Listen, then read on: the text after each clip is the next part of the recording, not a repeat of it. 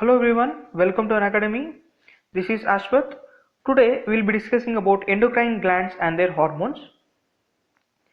Endocrine glands are the glands that do not have any duct or tube-like structures, hence they are called as ductless glands.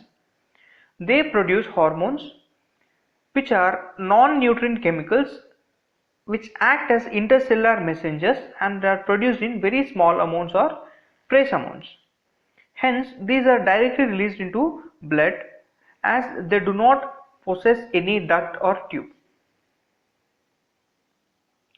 Endocrine system is composed of many glands which produce hormones directly into blood.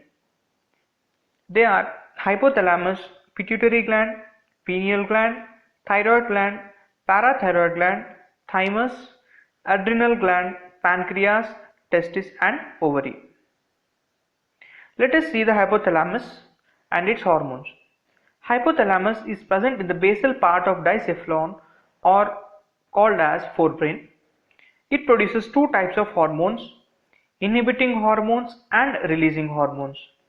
These inhibiting hormones, they inhibit the secretion of pituitary hormones. Example for this is somatostatin, which is an somatostatin hormone, which is a hormone secreted by hypothalamus. This inhibits the growth hormone, which is a hormone secreted by pituitary gland. Okay.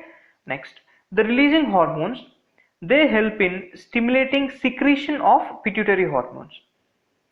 For example, a hypothalamic hormone called as gonadotropin releasing hormone helps in stimulating and release of gonadotropin, which is a pituitary hormone. Pituitary gland. This gland is present in a bony cavity called as sella turcica that is attached to hypothalamus.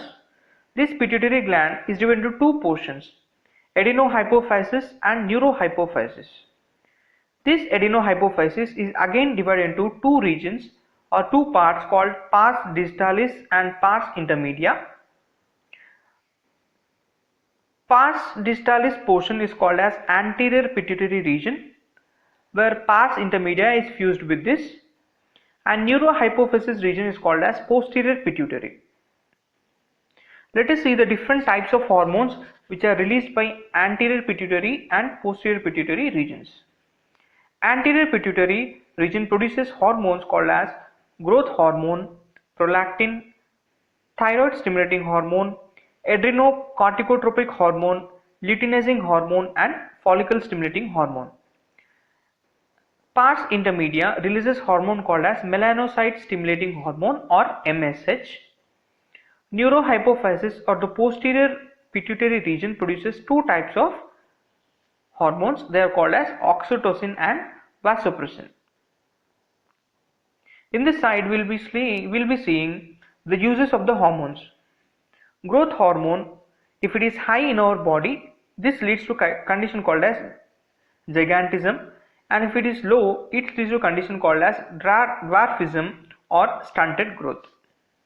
Prolactin helps in growth of mammary glands and milk formation, and thyroid stimulating hormone helps in synthesis and function of thyroid gland, and ACTH hormone helps in stimulation of glucocorticoids from adrenal cortex. Luteinizing hormone helps in release of a male androgen hormone called as testosterone, while the follicle stimulating hormone in female helps in ovulation. These both hormones help in gonadal activity, hence they are called as gonadotropins.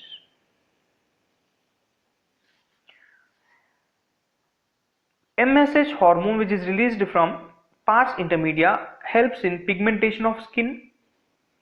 Oxytocin, which is released from neurohypophysis, they help in female contraction of uterus. And vasopressin helps in absorption of water and electrolytes by kidney, which reduces loss of water through urine, hence it is called as antidiuretic hormone. Please make a note that vasopressin is called as antidiuretic hormone. Coming to second gland, pineal gland. This pineal gland is present in the dorsal side of forebrain. This pineal gland releases a hormone called as melatonin, which helps in regulation of diurnal rhythms.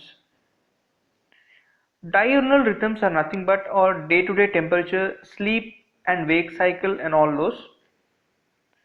Thyroid gland. Thyroid gland produces two types of hormones called T4 tetraiodothyronine and T3 triiodothyronine. For both of these hormones, iodine is required.